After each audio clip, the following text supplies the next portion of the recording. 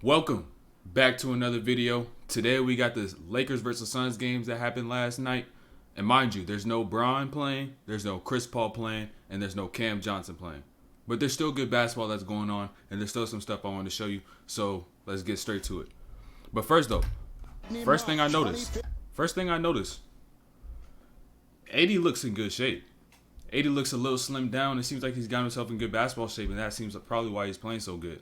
He really hasn't had this much time to actually play real basketball and get in game shape and get back used to contact. And so he looks a little slimmer to me. I don't know if it's just me, but that's the first thing I noticed on this jump ball. I haven't watched the Lakers in a few games, so I noticed this off the rip. They're right here on this first clip. On this first clip, watch Bev. That little jump out that Bev does right there. He jumps out to Booker as he begins to hesitate in that left hand. And Devin Booker, every time he pulls up, it's out that left hand. So that's just showing that Pat Bev knows what he's doing before the game even starts. You got to know personnel before the game starts. It's not even about what the player is good at. It's about the moves they go to, especially in the league. You got to know players' habits, how they like to shoot, where they like to get to in transition. And Bev jumps right onto him as soon as he tries to get into that pull-up. And honestly, I don't know what Ayton was doing. He shot like 10 threes on the season. That's like one a game. If you can't shoot, don't shoot. And there's another clip I'm going to show you later is why you shouldn't shoot if you can't shoot. Don't try to be like everyone else. And he misses right there. They're leaving Ayton in with 4 fouls. And here, right here on Walker. Same thing. Same coverage. Lonnie has his left foot front. Booker's coming from the right side. And Walker doesn't jump out on this one. Booker steps in, takes that pull-up. Booker, a lot of shooters, well, pretty much all shooters, shoot better out there, picking up from their non-dominant hand. And so Booker's just another one of them. Booker's always going to get into that pull-up. Always going to get into it. Booker's got 21. Average Biombo trying to save it with a feed to Westbrook. Down Watch Booker. Brown into Booker, up and off. It probably don't seem like much, but it's the same concept he does here that most people do in the post. Is pulling the chair. A lot of people think you could just pull the chair while you're just sitting in the post, but you can also pull the chair while the player is trying to attack you and put that shoulder down and make contact. You just back up and not allow them to make contact, and they're going to lose their balance. And that's what Booker does right here. He doesn't let him catch that body, so now he can't even get his balance. Blessing in disguise, but the way Cameron Payne has played in your absence, I think that's just too much space. That's just way too much space. I don't know what Shooter is doing, just trying to run the play, looking for none, because none has been none this season. He's hit like no threes. He's been cold all season, so I don't even know why you're trying to look for him off the screen down here on the baseline. May as well shoot that yourself. You got about 10, 15 feet of room. Just shoot that yourself. It's too much space. That's where you got to be a player and not be a robot. boost your team going forward. No, absolutely. Cam is a great player. We got a lot of great players on our team, but Cam has been unbelievable. Of course, none takes it and gets blocked. He takes it and gets blocked, man. Wasn't too hard to predict. But Pete, as I'm tripping, our buddy look like Steph without the forehead and a little bigger beard. Just look a little bit like Steph. I ain't gonna lie, just a little bit. Steph got that forehead on him. He pushed back just a little. He pushed back a little. It's all right. Everybody get pushed back at some point, unless you blessed. But he look a little bit like Steph. He just got the beard. I don't know what it is, but Chris Paul. But I want you to notice when none attacks right here. Notice how Schroeder's clearing out. So campaign is gonna go with them. As Schroeder goes, none goes, and campaign turns his head to still find Schroeder, so he doesn't lose him.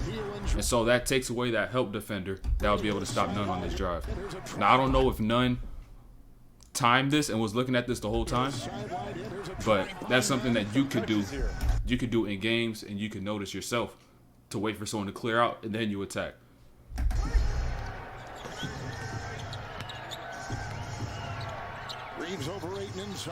Notice that. Notice how AD wastes no time. He wastes no time on this catch.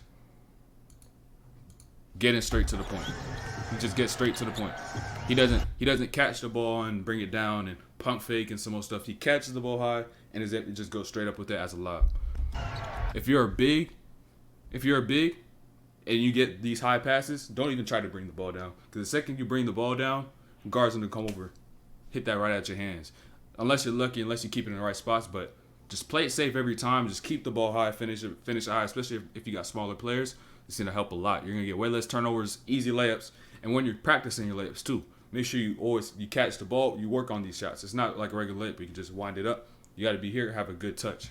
And so make sure you're working on that, especially if you're big. Reeves over 8 and inside to Davis. Read a mismatch and exploits it. He's got 3. Bad wing and all, but he is dribbling with that left hand, which has been causing him some problems. He's flexing it every time he's not got the ball. Great backdoor by Lonnie Walker. Great backdoor by Lonnie Walker. But I want you to peep this, though. I want you to peep this. He's flexing it every. How at the last second, as Russ begins to make that drive, how he drops a little bit right here. How he gets out of the periphery of Mikal Bridges. So now Mikal can't see him. Mikal could only see so far out that right side to see Walker, but Walker drops just a little bit just so he could get behind him. Bridges turns his head just one more time. Walker goes and makes that cut. Mikal still can't see him because he's out of his sight, and he's still mainly focused on Westbrook. So now he can make that drop off. Lonnie gets the easy 2. And then right here on Reeves, It's not like he's a big body or nothing. It's just that basketball is more of a force and balance game than it is a weight game. Like you could have pure force, but if you can't properly deliver that force to another player and be able to create your space legally, not illegally, then there's no point of having that weight. It's more so about being able to control your force, balance it out, and deliver it properly so you can create your space. And that's how Reeves was able to get free on Craig, because Craig's probably got 20 pounds on him. Craig probably got like 20 pounds on him. And so he hits him with that bump twice. And Reeves is able to just deliver that and give him enough space to make that layup. And gets it off to Schroeder, who can push the pace with the feed in stride now. You should know before you even shoot this, it's a break.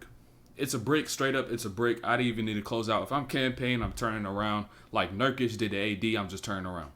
I'm just turning around because I'm not winning Gabriel. Come on now. Winning Gabriel from the corner, probably the hardest three-pointer like in general. Come on now. I'm not even closing out, man. I'm like Nurkic did to AD. I'm turning around, picking my nose, doing whatever, cleaning my armpits. I'm doing all that stuff before I close out the winning Gabriel. So if you can't shoot, don't shoot, please. And Gabriel a 3 in the corner. And Brett Demmett. All out.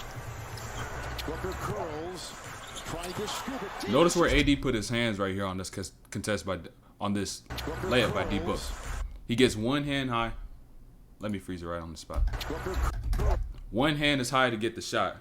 The other hand is to the left to get that to block off that shovel pass.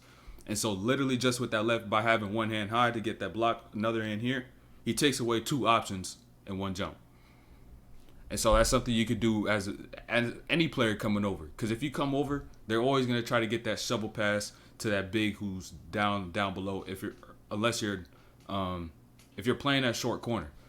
So if you get one hand here, one hand high, you could take away two with one.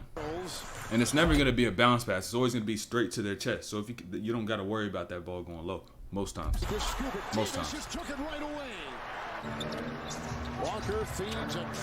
That's a tough finish by AD. Some of the stuff he's been doing throughout these games, it's like maybe he's getting back in shape. I just want to see how he is getting in shape, but I want to see how he plays when Braun is there.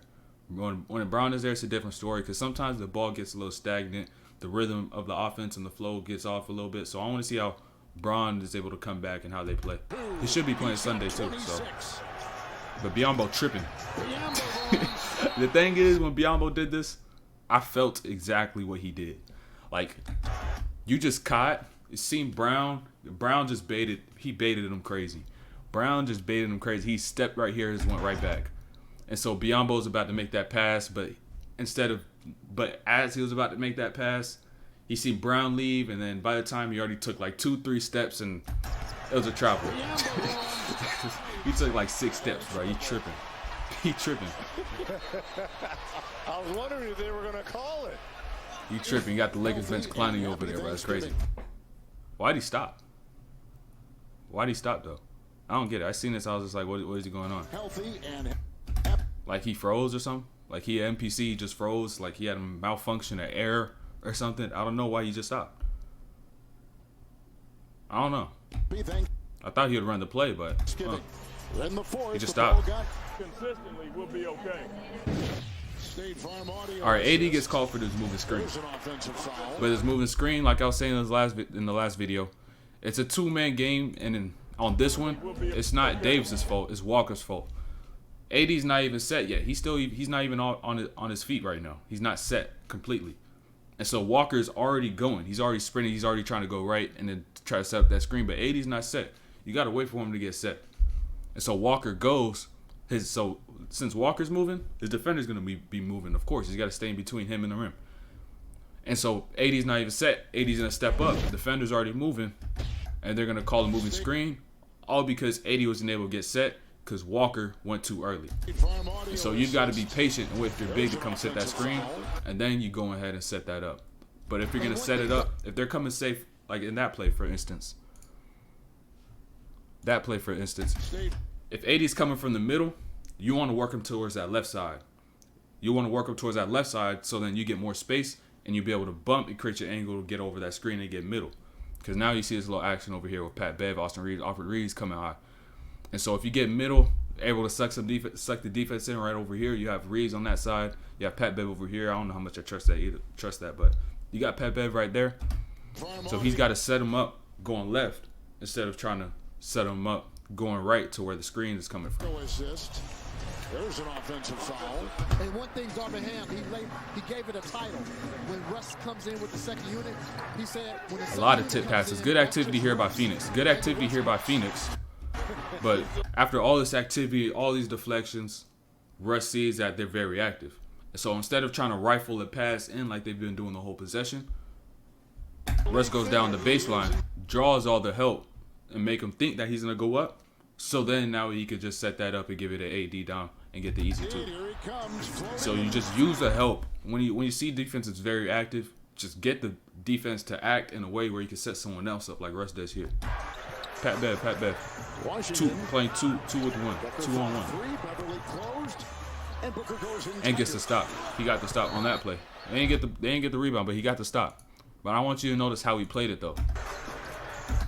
He played the passing lane. He didn't close out directly to the ball. He went to the passing lane. And so if you're playing 2-on-1, you never want to go straight in front of the ball, between the ball and the player, or in the rim. Because now that's just going to open up an open swing. He's just going to swing it over. And when you catch this, you see it's a 2-on-1, you're going to want to swing it one more. So that's what you're going to be thinking. It's 2-on-1. Oh, I can swing one more. He's on me. But now Pat Bev plays the passing lane, though. Pat Bev is in this passing lane with his right hand. So he's going to make him second guess it. Second guesses it. Gives him enough time, slows that pass down a little bit, gives out to Booker. Not the greatest closeout here. Not the greatest closeout. But he does just enough to get that stop. Just enough. And then to wind this game down, if you watch this game to the whole way through, Beverly ended up getting a tech. Let me let this play out. And so Booker got this possession where he fouled Reeves right here. He fouled Reeves, and then he stared him down. That wasn't a foul. Ayton and Davis been chirping all game. Ayton's just been chirping all game too, but. And then Beverly comes over though, because they seen Ayton standing over Reeves, but that usually should be a taunt. You should get a taunting foul or a technical foul for taunting Austin Reeves on this play, but he don't get it. And so Pat Bev decided to come over and was like, all right, I'll do it myself. Just trucks Ayton right here. Shoves him right there. So if you seen all them clips on Instagram or whatever, that what Pat Bev did, that's why he did it. It's because Ayton been chirping all game, Booker been chirping all game, and they decided to taunt Austin Reeves, and Pat Bev was like, nah, I'm not going. I ain't going for it. But that's a real life teammate right there. It was late in the game. I think it was like 1 minute left, so that flagrant 2 really didn't mean too much, because I think they're down like 8 or like almost double digits or 6 or something. But it didn't mean too much. But it meant a lot more for him to stand up for his teammate, and that's something that Pat Bev was going to bring. That's something that the Lakers team needed that they didn't have these past seasons. Well, there certainly was a hostile act. Another angle for it.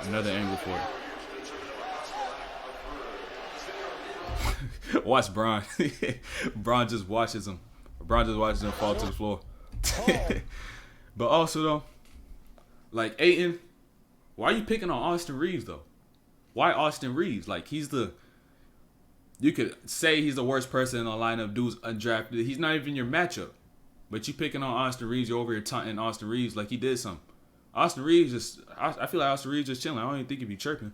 But AD been doing the chirping all game. But but the thing that surprises me for real though, is how Ayton would be able to come over Reeves and start chirping and start talking and start taunting. But AD had 37 and 20 on his head. With 5 steals and 5 blocks, mind you. He could have had a 5x5 if he really wanted to. If he felt like it was micro, he could have got that 5x5. But I don't know how you yourself could go ahead and taunt Austin Reeves, the undrafted player for the Lakers, when AD over here got 37 and 21 on 21, 5 and 5 on your head. Like, to me personally, I couldn't do that. I would just be like, all right, he AD got it, but I don't know why I'm doing all this chirping to Austin Reeves. He ain't doing nothing. He's not my matchup. So I don't know why you're coming over and try to be all tough. Like, dude, you 7 foot. You standing over a 6'4" dude. Like, bro, come on, bro. Like, what is he doing? And that's also the thing with the Suns. They always be doing all this talking and all this chirping, all this shit talking. But they don't get nowhere. I'm gonna be honest. Suns ain't getting nowhere, bro. I'm sorry if you're a Suns fan, but y'all just not going nowhere. I call y'all the Phoenix frauds. The Phoenix frauds, because y'all think y'all gonna get to the finals, but that one finals run you had, I wasn't buying it. I wasn't buying it. Y'all got 2 on Milwaukee. That was 2 lucky ones. Giannis came back and whooped y'all ass. So, hey, y'all ain't getting much further than y'all did last playoffs. Maybe second round. Maybe second round this year. Maybe we get to the second round. We'll see how things unfold. But y'all not getting to the conference finals. I'm sorry. And I don't hate the Suns. I actually like Book. I like Mikal. But y'all just be hyping up way too much for my liking. And so, once the season finishes and they don't get past the second round, maybe even the first round, you can just come back and say I'm right. For now, you can get mad though, but yeah, I get you supporting your team and whatnot. But yeah, they're not getting that far, and they doing a lot of talking for a team that don't get far. So, but yeah, that's the end of the video. Lakers versus Suns right here. I'm gonna try to get up. I'm gonna try to watch the Clippers Warriors game. Get a video up on that today. So make sure you subscribe, you like, turn on those notifications. New videos nearly every single day. New videos and shorts every single day. Follow all my socials, Instagram, TikTok, YouTube, all that. Pat DOR 2 T's. And I'll see you in the next video.